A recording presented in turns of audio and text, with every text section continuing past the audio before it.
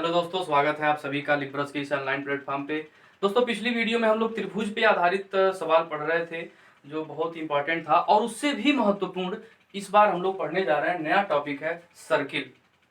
Circle पे हर examination में सवाल जरूर आता है। इसके त्रिज्या, व्यास या स्पर्श रेखा से आधारित या आपका जीवा से आधारित कई प्रकार के सवाल इससे पूछे जाते हैं। तो हम एक एक करके सबके बारे में डिस्कस करेंगे जो एग्जाम के दृष्टिकोण से बहुत महत्वपूर्ण है।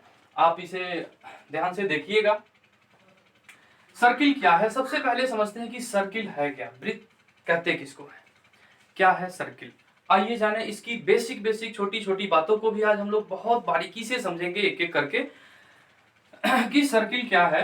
देखिए, एक कोई निश्चित पॉइंट लेते हैं, कोई निश्चित बिंदु है, ठीक है, इसका नाम दे सकते हैं ओ। एक निश्चित बिंदु से समान दूरी पर, एक निश्चित बिंदु से समान दूरी पर स्थित बिंदुओं का बिंदुपथ वही सर्किल कहलाता है। एक निश्चित बिंदु से समान दूरी पर बिंदुओं का बिंदुपथ क्या कहलाता है? सर्किल कहलाता है। इसे हम वृत्त कहते हैं। यानी कि इस बिंदु से ये सब क्या है? बिंदुओं का समूह है, बिंदुपथ है, बहुत सारे पॉइंट हैं इस पे। इसी को हम लोग कहते हैं, क्या कहते हैं? सर्किल कहते हैं। और इसी बिंदुपथ को हम लोग कहते हैं परिधि। इसी बिंदुपथ को परिधि कहा जाता है, सरकमफ्रेंस कहते हैं। और इस केंद्र से इस परिधि के बीच की दूरी हर जगह क्या होती है? Same same. यानी कि यहाँ पे अगर हम कोई पॉइंट ले लेते हैं, मान लीजिए ए है, ए कोई बिंदु है, अगर ए कोई पॉइंट है, यह ए पॉइंट इस सरकमफ्रेंस पे जहां कहीं भी रहेगा, यहां से उसकी दूरी हर जगह क्या होगी? सेम रहेगी। इसी को हम लोग बोलते हैं त्रिज्या। यानी कि केंद्र से परिधि के बीच की दूरी क्या कहलाएगी? त्रिज्या। इसको रेडियस आर से डिनोट करते हैं। इसके बाद इसमें परिधि समझ गए, रेडियस समझ गए। अब इसके बाद से समझिए, यदि कोई सर्किल लेते हैं, यहां से इसका पॉइंट ले लेते हैं, केंद्र ले लेते हैं ओ। ओ क्या है? यहाँ पे केंद्र है, ये वृत्त का केंद्र है ओ। अब यहां से यहां तक की जो दूरी होगी क्या कहलाएगी? त्रिज्या कहलाएगी। और यहां से यहां तक की जो दूरी होगी वो क्या कहलाएगी? वो भी त्रिज्या कहलाएगी। यानी कि यह टोटल दूरी क्या कहलाएगा? त्रिज्या, यानी कि 2r। और यहां से लेकर के यहां तक की जो दूरी है, इसी को हम लोग कहते हैं वृत्त का व्यास कहते हैं। यानी कि हमें त्रिज्या, व्यास को d से डिनोट करते हैं, d फॉर डायमीटर। यानी कि r त्रिज्या जो होगा वो डायमीटर का आधा होगा। तो व्यास का आधा क्या होता है? त्रिज्या। यहां से क्लियर हो गया। ठीक है दोस्तों, ऐसे इसको समझते रहिए। हम बारीकी से एक एक चीज पूरा सर्किल में हम बेसिक से बता रहे हैं, बिल्कुल जीरो लेवल से बता रहे हैं। अब नेक्स्ट इसमें समझना है कि कोई सर्किल ले लेते हैं, और इस सर्किल का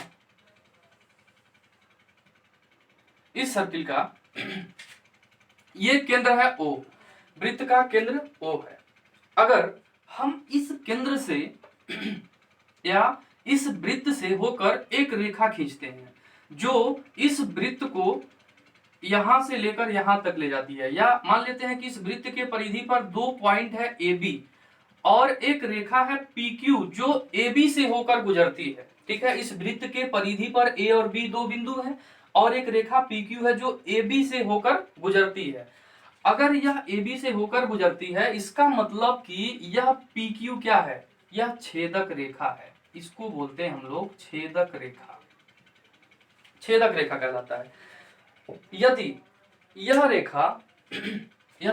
रेखा ध्यान से समझिएगा, बहुत इंपॉर्टेंट है, इसमें एक एक चीज आपको हम बताने वाले हैं।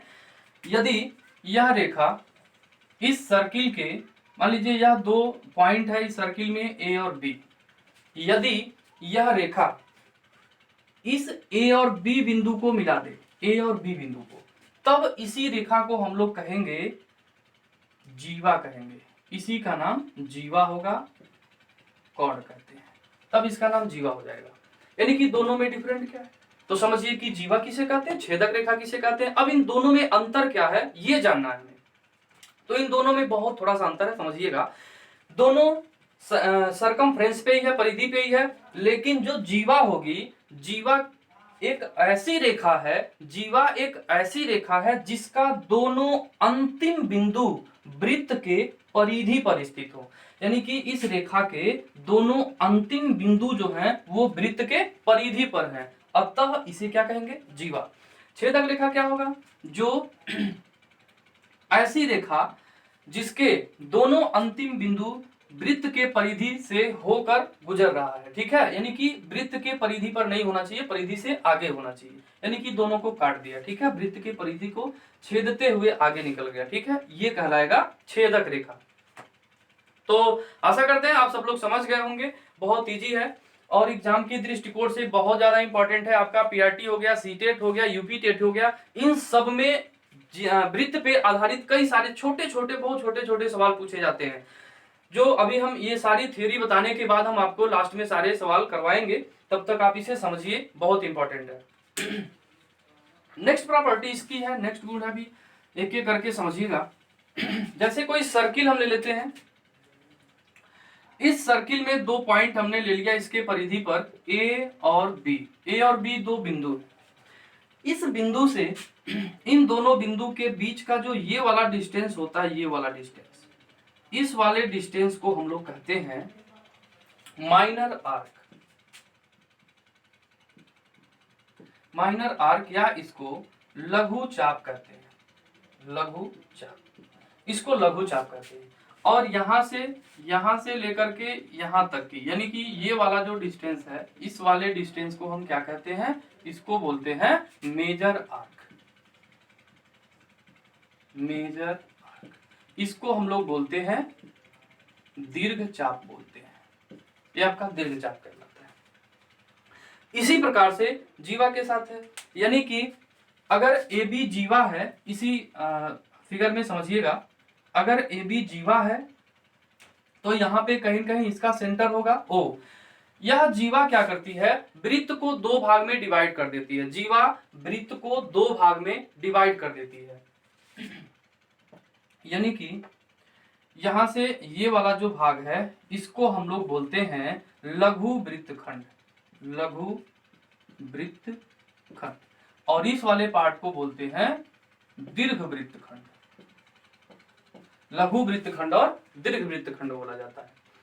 इसके बाद से नेक्स्ट है, एक एक करके सब ध्यान से समझिए, बहुत इंपॉर्टेंट है। सर्किल पे आधारित जितनी भी बातें हैं आज हम आपको बिल्कुल डिटेल में सब बताने वाले हैं, एक एक करके बस आप समझते रहिए। नेक्स्ट है इसमें कि यह जीवा, मान लीजिए एक सर्किल है, अगर हम कोई जीवा लेते हैं ए बी कोई जीवा है और ये वृत्त का केंद्र है, तो जीवा केंद्र से एक एक करके इसको पॉइंट करके आप नोट करते रहेंगे, बिल्कुल आसानी से समझ में आ जाएगा और पूरा एक एक सवाल आप पढ़ेंगे बड़ी आराम से समझ में आएगा, तनिक भी तकलीफ नहीं होगी। यह सर्किल है, सर्किल का केंद्र हो गया मान लीजिए ओ है, या यहाँ पे एक ए बी जीवा ले लेते हैं। यह जीवा वृत्त को दो भाग में डिवाइड करती है। जीवा क्या करती है? वृत्त को दो भाग में डिवाइड करती है। इसको हम लोग बोलते हैं लघु वृत्तखंड और इसको बोला जाता है दीर्घ वृत्तखंड। अब यहां से यह जीवा वृत्त के जितना नजदीक होती है उतना ही क्या होगी? इसकी लंबाई बढ़ती जाएगी। यह जीवा अगर यहाँ पे आ जाए यहाँ पे, तो क्या होगी? इसकी लंबाई और बड़ी होगी, इसकी लंबाई और बड़ी होगी। जितना ही ये केंद्र के नजदीक जाएगा, मान लीजिए पी क्यू है, तो यह एक क्या होगी? जीवा होगी, और ये केंद्र के जितना नजदीक होगी उतना ही इसकी लंबाई बड़ी होगी, और जितना ही ये केंद्र से दूर होगी, दूर है, तो देखिए इसकी लंबाई क्या होगी? छोटी होगी। तो यह इस साइड में कहीं भी रहे, ठीक है। तो जीवा केंद्र से जितना नजदीक होगा उतना ही बड़ा होगा, और केंद्र से जितना दूर होगा उतना ही इसकी लंबाई छोटी होती जाएगी। यह जीवा बड़ी होती जाएगी और बड़ा होते होते एक दिन यह केंद्र से होकर गुजर जाएगी। जब यह केंद्र से होकर गुजर जाएगी, यह क्या कहलाएगी? व्यास। इसका नाम व्यास होगा, डी फॉर डायमीटर। और उस वक्त यह वृत्त की सबसे बड़ी जीवा होगी, वृत्त की सबसे बड़ी जीवा, सबसे बड़ी जीवा। वृत्त की सबसे बड़ी जीवा क्या होगी? तो व्यास, ठीक है।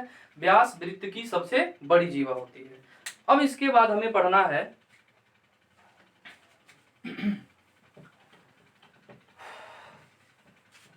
कोई सर्किल ले लेते हैं।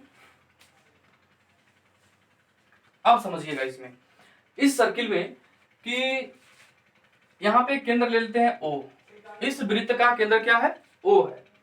यदि हम कोई दो जीवा ले लेते हैं AB, A B और एक जीवा ले लेते हैं CD, AB और CD, वृत्त की दो जीवाएं हैं AB और CD। यहां से क्या होगा कि इन दोनों जीवा को अगर हम ये कहें कि ये दोनों जीवा वृत्त के केंद्र से बराबर दूरी पर, यानी कि यहां से यहां तक की दूरी अगर यक्स है, यहां से यहां तक की दूरी यदि यक्स है, और यहाँ पे वो यहाँ लिख देते हैं, और यहां से लेकर यहां तक की जो दूरी है ये भी अगर यक्स है, तो क्या होगा, ऐसे कंडीशन में दोनों जीवा AB और CD की लंबाई भी आपस में बराबर होगी। तो हम ये कह सकते हैं सीधे सीधे कि AB जीवा जो होगा वो CD जीवा के बराबर होगा। तो वृत्त के केंद्र से अगर बराबर दूरी पर, वृत्त के केंद्र से समान दूरी पर दो जीवा हो, बराबर हो, तो ये दोनों जीवा आपस में बराबर होगी। अब इसके बाद नेक्स्ट पढ़ना है इसमें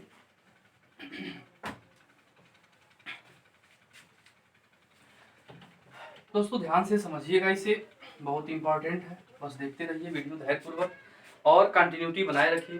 पढ़ाई लिखाई हमेशा करते रहिए, कुछ न कुछ पढ़ते रहिए।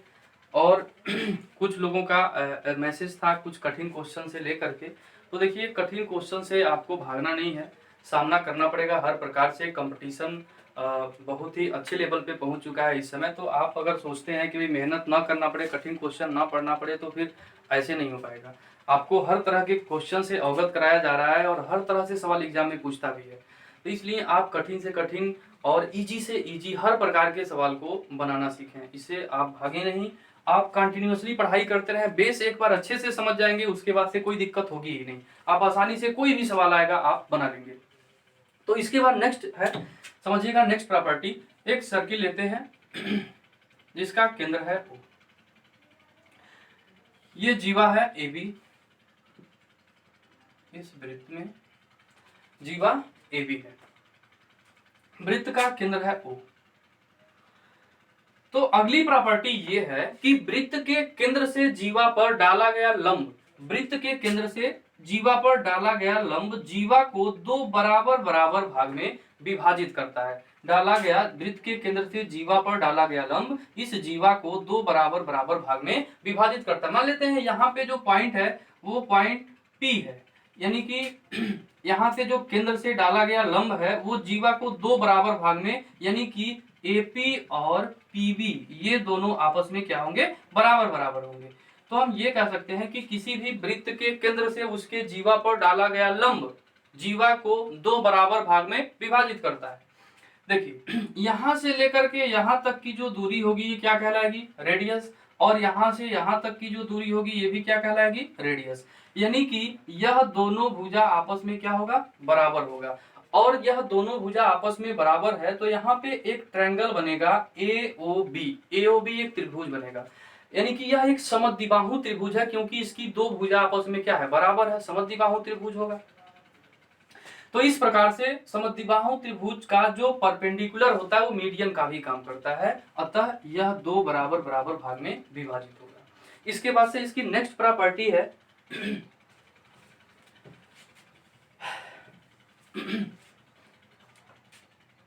कि वृत्त के ये ले लेते हैं सर्किल, इसका केंद्र है O, इसके माइनर आर्क या मेजर आर्क की अगर बात करें, मान लेते हैं ये इसका माइनर आर्क है, लघु चाप है, पॉइंट A पॉइंट B, इसके बीच में जो है इसका लघु चाप बना लीजिए। समझिएगा बहुत इंपॉर्टेंट प्रॉपर्टी है, बहुत इंपॉर्टेंट प्रॉपर्टी। यहां से हम क्या करते हैं, इस चाप से इसके परिधि पर एक कोण बनाते हैं, इस चाप के द्वारा इस चाप से इसके परिधि पर एक कोण बनाते हैं, ठीक है। और इसी चाप से, और मान लेते हैं कि ये वाला कोण जो है थीटा है, और इसी चाप से इसके केंद्र पे एक कोण बनाते हैं, केंद्र पे एक कोण बनाते हैं, यहाँ पे एक केंद्र है O, केंद्र पर एक कोण बनाते हैं। तो किसी भी वृत्त के एक ही चाप से, ठीक है, परिधि पर बना कोण केंद्र में बने कोण का आधा या एक ही चाप से केंद्र पर बना कोण परिधि पर बने कोण का दोगुना होता है। यानी कि यहाँ वाला जो कोण होगा यह 2 थीटा के बराबर होगा। समझिएगा दोस्तों, इसको ध्यान से समझिएगा। यानी कि हम ये कह रहे हैं यहाँ से कि कोण ए, यहाँ पे कोई पॉइंट मान लेते हैं सी है, ए सी बी, कोण ए सी बी जो होगा, ए सी बी जो होगा वो कोण ए ओ बी, कोण ए ओ बी का डबल के बराबर होगा। ठीक है, सॉरी, कोण ए ओ बी जो होगा कोण ए सी बी के 2 गुने के बराबर होगा। अब देखिए कैसे होगा, इसको ध्यान से समझिएगा। इसको हम प्रूव करते हैं ये कैसे होगा, बहुत इंपॉर्टेंट है ये, इसको ध्यान से समझिए। जैसे मान लीजिए हम कोई सर्किल ले लेते हैं जिसका केंद्र है ओ पॉइंट पे। ठीक है, ओ है इसका केंद्र। अब यहां से हमने माइनर आर्क ले लिया यहाँ पे ए बी जो है इसका लघु चाप है, इसका लघु चाप है। यहां से हमने केंद्र पे बना दिया है कोण, केंद्र पे कोण हमने बना दिया मान लीजिए थीटा, नहीं तो यहाँ पे लेते हैं पहले, यहाँ से परिधि पर कोण बनाते हैं। ये हो गया आपका परिधि पर कोण, यह सी है और परिधि वाला कोण हम मान लेते हैं यहाँ पे थीटा है। अगर परिधि पर बना कोण थीटा है तो ध्यान से समझिएगा, हम इसको प्रूफ कर रहे हैं, इसको थीटा नहीं मानते हैं, अभी इसको कुछ और मान लेते हैं और इसको हम प्रूफ करते हैं कि यहाँ 2 थीटा कैसे होता है। हम क्या करेंगे, यहाँ से इसको ऐसे मिला देते हैं, ऐसे मिला देते हैं। ठीक है, अपने मर्जी से एक रेखा खींच दिए और मिला दिए।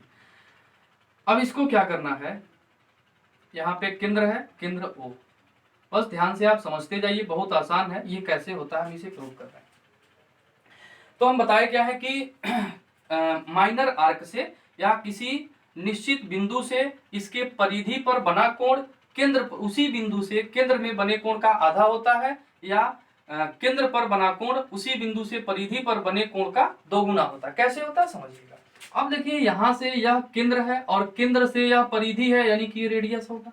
यहाँ पे केंद्र है और ये केंद्र से क्या है, परिधि पर है, तो ये भी त्रिज्या और ये भी त्रिज्या, ये तीनों आपस में क्या होगा, बराबर होगा। अगर यह तीनों आपस में बराबर होगा तो हम यहाँ वाला कोण जो है, यहाँ वाला ये छोटा सा जो कोण है इसको मान लेते हैं भाई कि ये जो है x डिग्री है, कुछ भी मान लीजिए, x मान लीजिए, या तो मान लीजिए कि ये वाला कोण अल्फा है। अब जब ये दोनों भुजा आपस में बराबर है और ये वाला कोण अल्फा है तो ये वाला कोण क्या होगा, ये भी अल्फा होगा, क्योंकि बराबर भुजा के सामने का कोण भी आपस में बराबर होता है। उसी प्रकार से ये दोनों भुजा आपस में बराबर है, तो यहाँ वाला कोण यदि हम बीटा ले लेते हैं तो यहाँ वाला कोण ऑटोमेटिक क्या हो जाएगा, ये भी बीटा हो जाएगा, क्योंकि यह दोनों भुजा आपस में बराबर है तो ये दोनों कोण भी आपस में बराबर होंगे। अब समझिए, ध्यान से समझिएगा कि यहाँ पे 2 त्रिभुज बन रहा है, एक त्रिभुज बन रहा है AOC और एक त्रिभुज बन रहा है COB, यहाँ पे 2 ट्रायंगल बन रहा है। अब ध्यान से समझिएगा कि इस त्रिभुज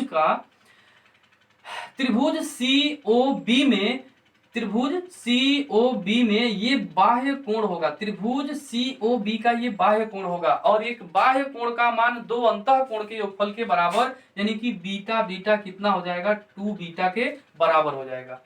उसी प्रकार से यहाँ पे त्रिभुज AOC का ये बाह्य कोण होगा, यह 2 अंतः कोण के योगफल यानी कि 2 अल्फा के बराबर हो जाएगा। यहाँ वाला कोण हो गया 2 अल्फा। अगर हम यह पूरा कोण जोड़ दें, अगर हम पूरा कोण को ऐड कर देते हैं तो ये पूरा एंगल यहाँ से लेकर यहाँ तक क्या होगा, तो सॉरी यहाँ पे 2 अल्फा है, 2 अल्फा, तो 2 alpha plus 2 beta, 2 alpha plus 2 beta, यह टोटल हम एंगल क्या कर रहे हैं, जोड़ रहे हैं। ठीक है, यहाँ पे हम लिख देते हैं इसको ऐड करके यहाँ से AOB।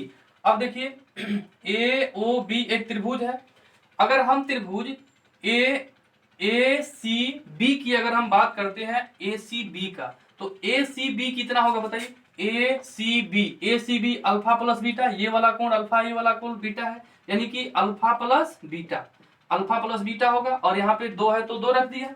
और यहाँ से AOB, अगर कोण AOB की बात होगा तो कोण AOB कितना होगा, 2 अल्फा और plus 2 beta, 2 alpha plus beta, इसमें से हमने 2 कॉमन कर लिया, ठीक है।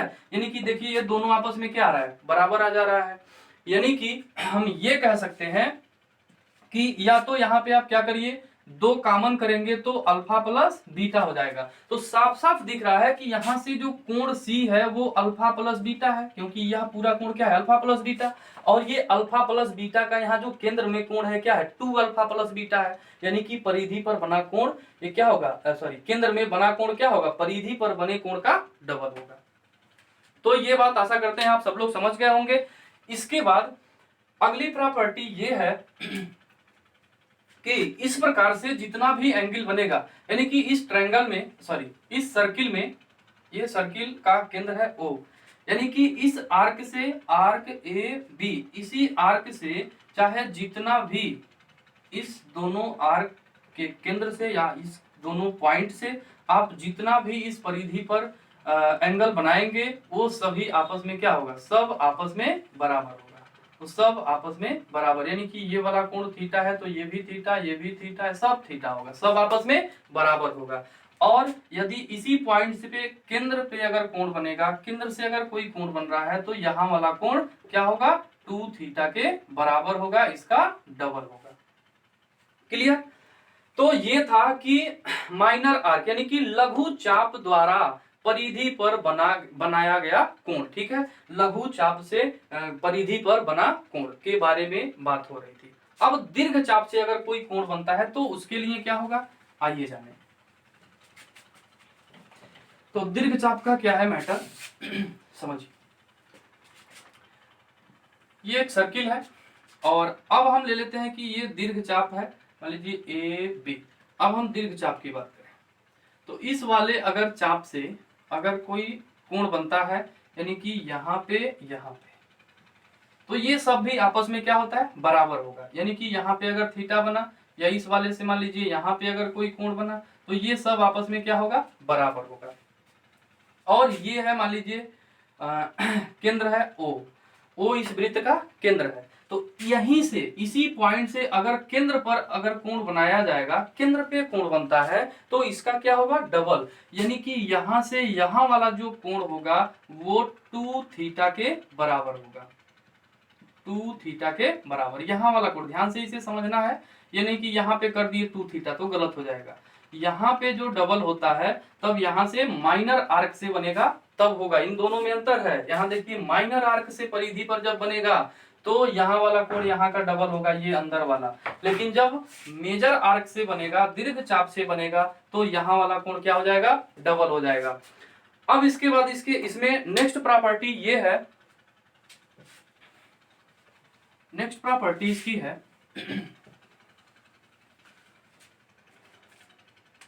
कि इसमें कोई सेमी सर्कल लेते हैं, जैसे अर्धवृत्त ले लिया। अब तक हम लोग पढ़ रहे थे कि वृत्त में अगर कोई कोण बनता है तो किस प्रकार से। अब अर्धवृत्त में बना कोण, एक एक करके सारी प्रॉपर्टी आप नोट करते रहिएगा, पढ़ते रहिएगा, उसको बहुत ज्यादा इंपॉर्टेंट है एग्जाम के लिए। इसमें अगर जो पढ़ाई जो बिल्कुल कंटिन्यू करता रहेगा, कंटिन्यूटी बनाए रखेगा, सफलता उसी को मिलेगी। इसलिए आप जो है हमेशा पढ़ते रहिए, थोड़ा सा ही पढ़िए बट पर डे पढ़िए और कंटिन्यूअसली पढ़ते रहिए। पर डे गैप नहीं होना चाहिए, गैप हो जाएगा जो चीज पढ़े रहेंगे सब भूल जाएगा, फिर कोई फायदा नहीं होगा। और फिर से जब पढ़ने बैठेंगे तो आपको लगेगा कितना टफ है, कुछ समझ में हवा ही नहीं आएगा, ऊपर ऊपर निकल जाएगा, आपको कुछ हवा नहीं लगेगा और बाद में आप क्या होंगे, फ्रस्ट्रेट हो जाएंगे, कुछ नहीं आएगा। तो आप सोचेंगे हमने तो कुछ पढ़ा ही नहीं, तो फिर आप ये वाला वीडियो, वो वाला वीडियो, उधर वाला चैनल, उधर वाला चैनल, इधर का उधर भगेंगे, होगा कुछ नहीं। इसलिए आप पढ़ते रहिए, कंटिन्यू जो चीज बताई जा रही है आप उसे अमल करिए, पूरा पढ़ते रहिए, बेहतरीन तरीके से नोट्स बनाइए, लिखते रहिए और प्रीवियस ईयर क्वेश्चन ढूंढ के पढ़ते रहिए, उस पर मेहनत करिए, फिर उसके बाद आपको अच्छा रिजल्ट मिलेगा, निश्चित रूप से मिलेगा। अब इसके बाद सेमी सर्कल में बना कोण हमेशा समकोण होता है। चलिए देखिए, यहां से हम यहां पे मान लीजिए कोई पॉइंट होगा, वो वृत्त का क्या होगा, केंद्र होगा, और यह सेमी सर्कल है। तो सेमी सर्कल में यहां से हम बनाते हैं एक कोण, इसके सबसे बड़े जीवा से, ठीक है, सबसे बड़े जीवा से इसके परिधि पर एक कोण बनाते हैं व्यास से। तो यहाँ पे जो कोण बनता है वो हमेशा समकोण होता है, 90 डिग्री पे होता है। ये 90 डिग्री कैसे होता है, चलिए इसको थोड़ा सा समझते हैं कि अर्धवृत्त में बना कोण समकोण होता है कैसे। ठीक है, यहाँ पे लिख देते हैं, अर्धवृत्त में बना कोण समकोण होता है। अर्धवृत्त में बना कोण समकोण होता है। ये समकोण कैसे होता है आइए जानें। जैसे मान लीजिए यहाँ पे इसी को हम बना देते हैं, यहाँ से हम 90 डिग्री हटा देते हैं, यहाँ पे हम कोई पॉइंट लेते हैं ए बी सी ले लेते हैं। ठीक है, तो कोण ए सी बी जो होगा वो 90 डिग्री होगा। कैसे होगा चलिए, यहाँ से इसके केंद्र पर एक रेखा खींच देते हैं। ठीक है, इस कोण से इसके केंद्र पर एक रेखा खींच दिया। अब यहाँ पे क्या है कि AO और OC, ध्यान से समझिए, AO और OC यह दोनों रेखा आपस में बराबर होगी। क्यों? क्योंकि यह केंद्र से परिधि पर है और ये भी केंद्र से परिधि पर है, अतः दोनों रेडियस है, दोनों आपस में बराबर होगा। अगर यह दोनों आपस में बराबर है तो निश्चित रूप से यह दोनों कोण भी आपस में बराबर, यानी कि यह कोण अगर अल्फा है तो ये वाला कोण भी अल्फा होगा। उसी प्रकार से यह भी परिधि पर है और यह भी परिधि पर, दोनों रेडियस है, तो ये वाला कोण अगर थीटा है तो ये वाला कोण भी थीटा होगा। अब समझिए, यहाँ पे दो ट्रायंगल बन गया, एक त्रिभुज ACO और एक त्रिभुज COB, दो त्रिभुज बन गया। अब इस वाले त्रिभुज का ये क्या होगा, बाह्य कोण होगा, यानी कि थीटा प्लस थीटा कितना हो जाएगा, 2 थीटा हो जाएगा। ये हो गया आपका 2 थीटा, और ये अल्फा अल्फा इधर कितना हो जाएगा, 2 अल्फा के बराबर हो जाएगा। ये हो गया आपका 2 अल्फा। और यह एक सीधी रेखा है, एक सीधी रेखा पर कितना डिग्री का कोण बनता है, 180 डिग्री का कोण बनता है। यानी कि हम 2 थीटा प्लस 2 अल्फा जोड़ दें, 2 थीटा प्लस 2 अल्फा जोड़ दें तो 180 डिग्री के बराबर।